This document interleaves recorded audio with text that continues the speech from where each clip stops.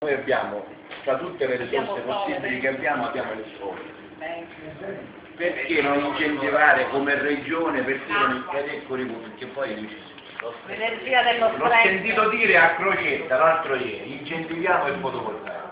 Risponderei volentieri, rispondo alla sua domanda. Fammi capire, ma perché non l'avete fatto prima?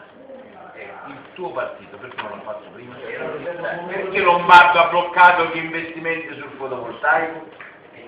Perché ancora peggio a Siracusa, se volete venitelo a vedere, 14 megawatt di impianti, l'incentivo 0,41, il primo incentivo, il più vecchio, quello che frutta come investimenti a reddito fisso non fruttano da nessuna parte. Titolare dell'impianto, Cavaliere Giuseppe Prestigiato. Ma spiegare una cosa, in quale democrazia funziona in questa maniera? Perché il tavolo dei ministri decide e chi lo sa da ministro si fa l'impianto subito e il cittadino non può farselo?